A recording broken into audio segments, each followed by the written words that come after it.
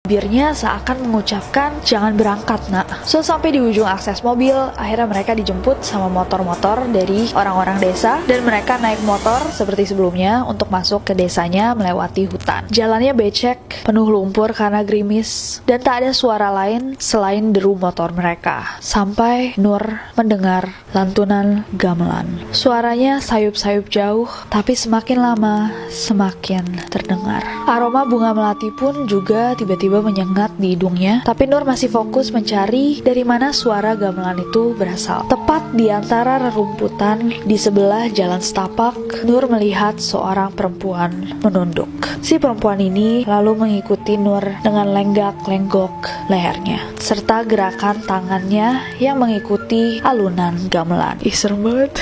Wanita itu menari di gelapnya malam di tengah sunyinya hutan. So sampainya di tempat tujuan, Widya nanya nih, Pak, kok desanya jauh sekali ya? Pak Prabu pun menjawab, jauh bagaimana Mbak? Orang hanya 30 menit kok dari jalan besar. Mendengar hal itu, Nur diam aja, tapi lalu dia melihat satu sosok lagi, sosok hitam dengan mata merah yang mengintai mereka dari balik pohon. Jadi mereka berenam diajak keliling desa untuk melihat lokasi-lokasi yang ada di desa untuk proker mereka. Di tengah jalan ada kuburan di mana semua batu nisannya ditutupi oleh kain hitam, sangkarso. Jadi untuk menandakan bahwa area itu adalah area pemakaman. Pemakamannya juga dikelilingi oleh pohon beringin dan sesajen. At that point, Nur merasa kayak, wah ini udah gak bener, dia gak enak badan. Akhirnya dia minta izin untuk balik ke tempat dia akan menginap.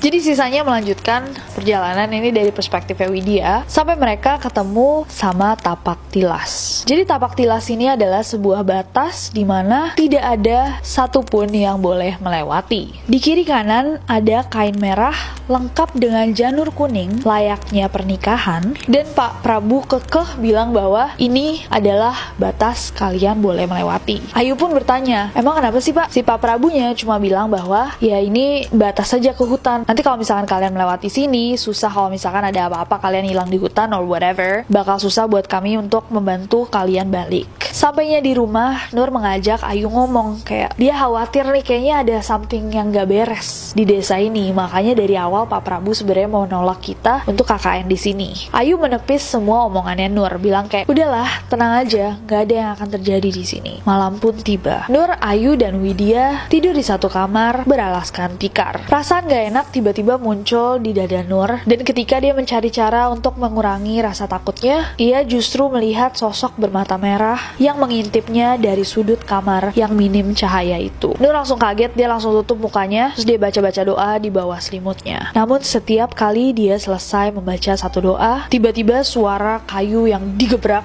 justru muncul. Nur pun menangis sampai dia tertidur. So besoknya Widya pun ngajak Nur untuk mandi. Di desa itu ada satu tempat nih yang dinamakan sinden, semacam candi kecil gitu, ada kolamnya yang emang dipakai buat mandi. Pas diajak, Nur kayak ya udah, tapi ada satu syarat, aku mau mandi duluan ya. Widya pun kayak oh ya udah nggak apa-apa. So sampai di sana Nur pun masuk buat mandi duluan, sementara Widya jaga di depan. Pas memasuki sinden itu, Nur langsung mencium bau amis layaknya daging busuk.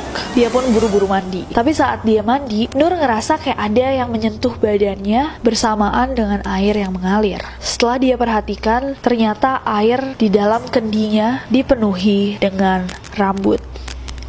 Nur pun kaget dan dia langsung cepat-cepat menyelesaikan mandinya. Setelah dia selesai, dia pun mencoba untuk membuka pintu biliknya, namun pintunya seakan ditahan oleh seseorang di luar. Nur pun berteriak, "Wid, buka Wid!" Namun tidak ada jawaban dari Widya. Dia coba teriak-teriak terus, tetap gak ada jawaban dari Widya. Sampai akhirnya dia sadar bahwa di belakangnya ada sosok yang sangat besar, saking besarnya sampai menyentuh langit-langit dari biliknya. Nur pun tutup mata dan mencoba untuk melempar batu ke makhluk itu. Tiba-tiba ketika pintu biliknya bisa kebuka, Widya ngelihat dia kayak bingung. Nur nggak bilang apa-apa, cuma dia bilang bahwa dia akan jaga di situ. Widya pun masuk untuk mandi, dan saat Nur menjaga di luar, Nur mendengar ada suara orang yang berkidung. Nur memanggil Widya kayak Widya, Wid, sambil dia mencoba mengintip dari celah yang ada di bilik itu. Namun yang ia lihat bukanlah Widya, melainkan sesosok wanita cantik yang juga merupakan penari yang dia lihat tempo hari itu sedang membasuh menyentuh badannya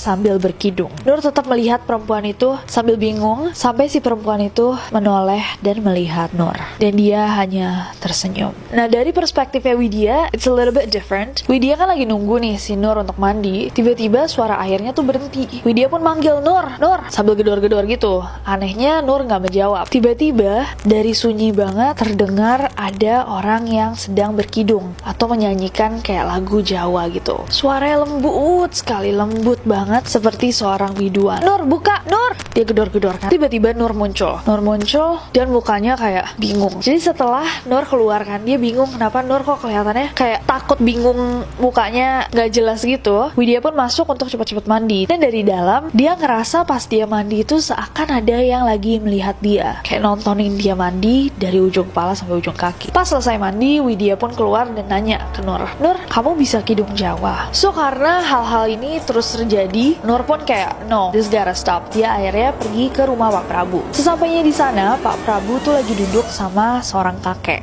dan ada 3 gelas kopi. Somehow seakan kayak mereka udah tahu bahwa Nur akan datang ke mereka. Mbah pun bilang, ini kopi untuk kamu, Cahayu. Nur bilang, maaf Mbah, saya nggak minum kopi. Sudah diminum dulu pokoknya. Nggak baik nolak pemberian tuan rumah di sini. Nur pun meminum kopinya. Aneh. Kopi itu terasa manis dan harum aroma melati. Juga tidak ada ampasnya. Padahal kopinya sendiri adalah kopi hitam pekat. Gimana rasanya? Kata si Mbah. Enak Mbah, kata Nur. Mbah Buyut pun bertanya, oke, sekarang kamu ceritain deh ke kita, kenapa kamu kesini? Nur bilang bahwa dia mau tanya sama Pak Prabu, kenapa dia diikuti sama makhluk besar. Dia nanya, apa saya ada salah di sini? Kalau misalkan ada perbuatan saya yang menyinggung, tolong dimaafkan. Si Mbah Buyut malah bilang, bukan. Ini bukan salahmu. Alasan kenapa kamu diikuti adalah karena kamu membawa sesuatu dari luar. Singkat cerita, basically Nur ini ada yang jaga. Dipercaya dia punya semacam kayak guardian angel yang menjaga dia. Nur pun bilang, sorry saya nggak ngerti Mbah. Terus si Mbah bilang, ya udah, besok kamu kesini lagi aja malam-malam. Nur pun balik ke penginapannya. Malam itu dia bermimpi, mimpi yang lumayan panjang. Tapi in short dia melihat Widya memeluk ular, seakan ular itu adalah peliharaannya. Saat bermimpi itu tiba-tiba Nur kebangun karena ada suara keras-keras dari luar rumahnya. Karena Nur baru bangun, dia pun bingung kayak